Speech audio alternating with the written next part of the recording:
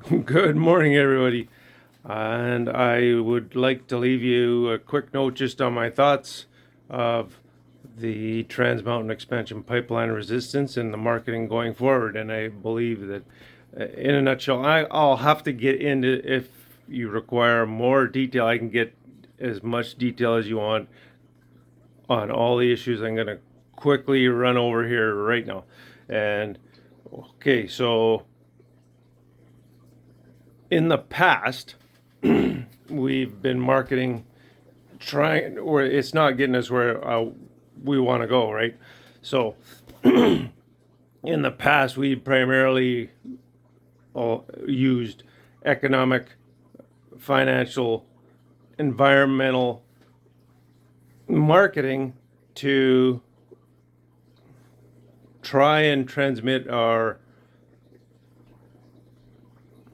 try to combat the information given by the merchants of fraud, in this case, the oil and gas industry. So, going forward, there is an argument that they cannot refute, and that is progress. Moving forward, the fossil fuel is obsolete, especially bitumen and coal. Coal's pretty much gone, right? Well, bitumen is the next thing next to coal, and that technology has been around for almost a century and is no longer useful. It's actually detrimental, as we know.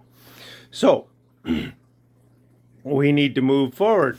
All the new technologies that are coming out are cleaner, they're better, more efficient, and there's so much more to learn about all those other technologies, whereas there's almost nothing, probably in all likelihood, that we can learn from fossil fuels. Or so, in order for us to move forward as a race, if you like, or in order for us to move forward, we need to change, and the benefits of doing so are extensive.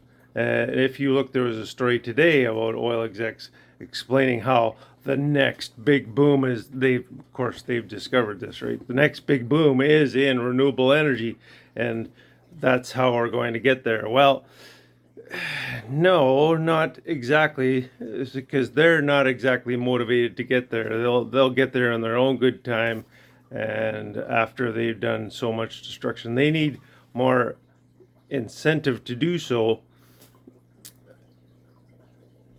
Whereas the general population has a huge incentive to move faster, and hence that comes back to what I was saying about a crown corporation, and I can get into that in far more detail. But it really, just one last thought to leave you with before I go.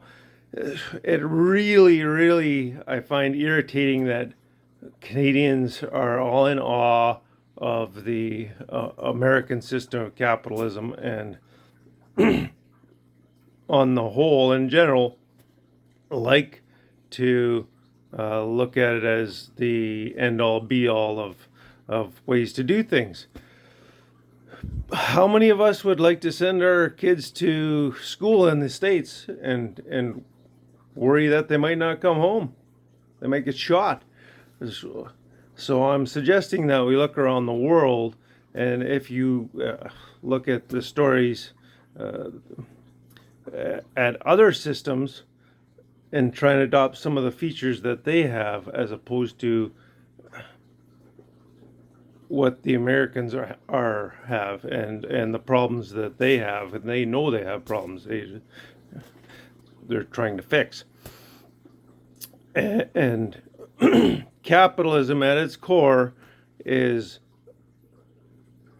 unfettered, is a system where the individual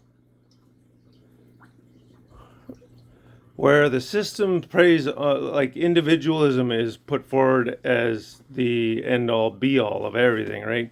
So the system actually preys on the individual. What ends up happening is, as we can see, if we use the U.S. as an example, is you have people preying on people, and it happens here in Canada. How often do you feel safe walking outside at night, right? In the U.S., I think the percentage is even lower. So we need to do, we need to put forward the idea that, in my opinion, that we need to move forward. We need to leave fossil fuels behind. Canada, and I can get into this in a lot greater detail anyway, in the future. So, be seeing you. Have a great meeting tonight, and I'll probably see you guys on Sunday. I hope to see you guys on Sunday.